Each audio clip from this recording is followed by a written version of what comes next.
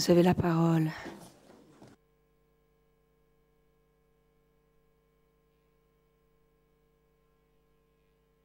Madame la Présidente, chers collègues,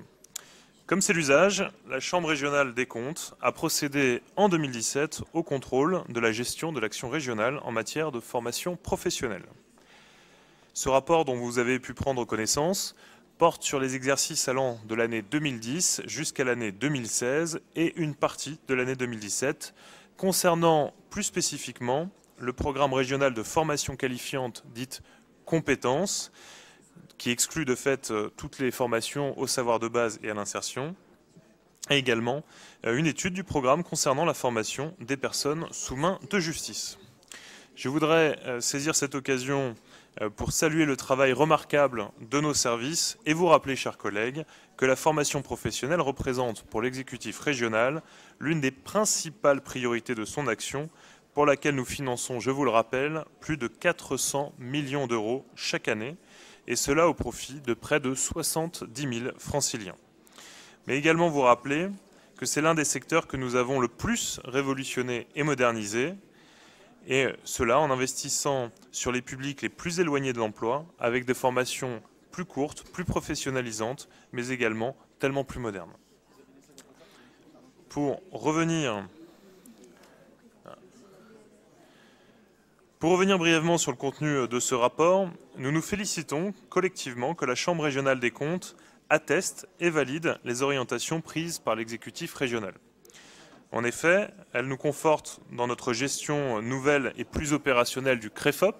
le Conseil régional de l'emploi et de la formation professionnelle, mais également dans la mise en place des bassins d'emploi,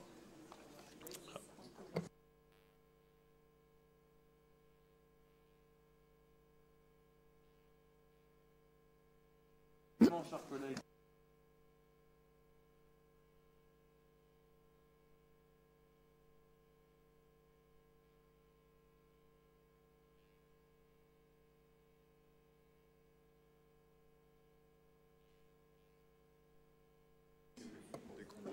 Très bien. Pardon pour un petit incident technique.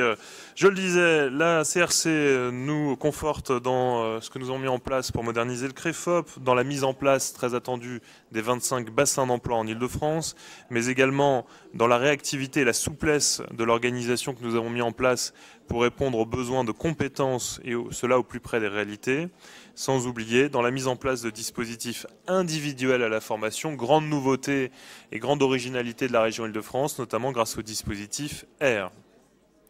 Pour ce qui est du reste du rapport, la CRC adresse également à la région quelques recommandations qui portent pour l'ensemble sur des sujets déjà traités ou en cours de l'être et sur lesquels je souhaiterais revenir brièvement avec vous. Tout d'abord, la CRC émet une remarque concernant le prestataire régional de paiement des prestations de formation et de versement d'indemnités aux stagiaires. Et sur ce point, le défaut de mise en concurrence du prestataire appartient désormais au passé, puisqu'une consultation a bien été récemment réalisée. En ce qui concerne le choix d'externaliser les prestations de paiement, celui-ci correspond à une volonté simple, ne pas faire de la région une administration de gestion, mais un acteur efficace des politiques publiques. C'est également, compte tenu du nombre d'organisations de formation, je le rappelle, près de 700 marchés sont passés chaque année avec les organismes de formation et donnant lieu à 7000 mandats. Donc imaginez une région qui ne s'occuperait que de ça. L'objectif est au contraire de nous mobiliser nos équipes sur des actions efficaces. Seconde recommandation et second point évoqué dans ce rapport de la CRC, il vise à renforcer l'articulation entre la politique de formation initiale et celle de formation professionnelle continue, notamment dans la définition des besoins en termes de formation par filière et par métier. Alors je tiens à rappeler que les échanges avec le pôle lycée, de même qu'avec la direction de l'apprentissage, sont systématiques lors des diagnostics de besoins en compétences avant le lancement de toute nouvelle consultation, et cela afin de limiter les effets de concurrence. Mais si les données de chaque direction sont partagées, je rappelle également que leur finalité n'est pas la même, ne sont pas les mêmes, puisque en formation initiale pour les lycées et l'apprentissage, elles portent sur le long terme, tandis que la formation professionnelle continue doit répondre à des besoins plus immédiats et plus conjoncturels.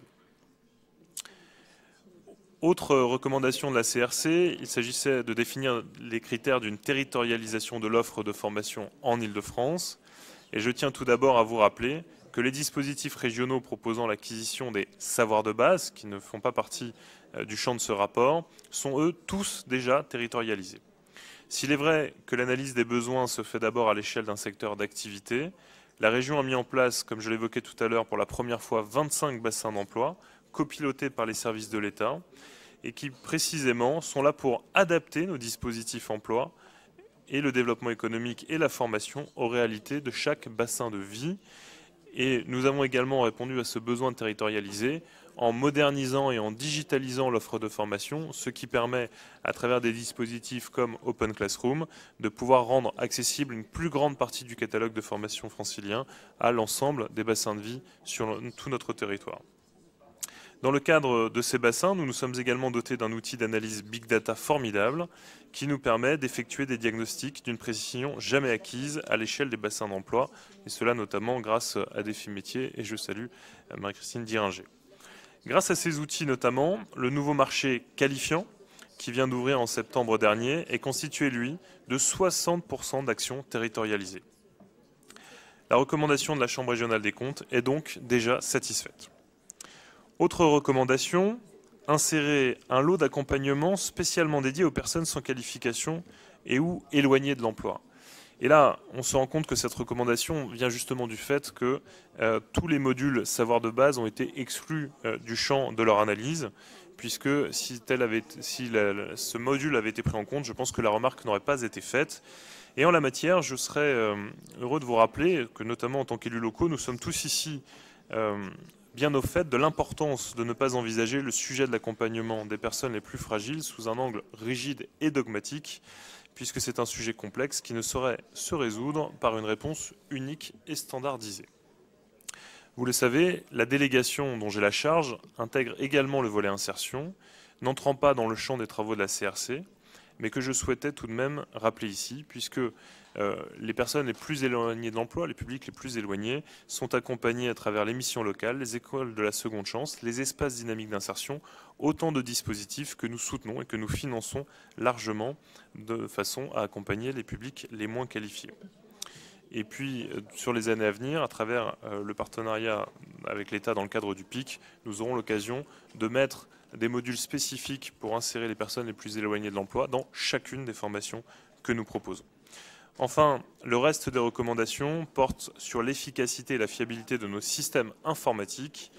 Et il est vrai que ces recommandations renvoient à un déficit réel de la région en matière de systèmes d'information, capable de rendre compte fidèlement et rapidement de notre activité en matière de formation professionnelle. Et là, chers collègues, je vous rappelle qu'à notre arrivée aux responsabilités, nous avons fait le constat stupéfiant que la région Île-de-France ne disposait en effet d'aucun schéma directeur d'informatique. Et comme vous le savez, la présidente et l'exécutif ont fait le choix, nous en avons d'ailleurs débattu il y a quelques heures, non pas de nous mettre au niveau en informatique, mais bien de devenir la première smart région d'Europe, et nous en sommes très fiers. La refonte complète de nos systèmes d'information est donc évidemment au cœur de ce projet, sera complétée avant la fin du mandat. Pour conclure, chers collègues, vous l'aurez compris, ce rapport de la CRC vient confirmer qu'il était urgent et nécessaire de transformer en profondeur les méthodes de la région et de moderniser l'offre de formation professionnelle en Île-de-France et de se tourner résolument vers l'avenir, les nouvelles technologies et le cas par cas, le sur-mesure pour accompagner les demandeurs d'emploi vers une insertion à l'emploi. Merci Madame la Présidente.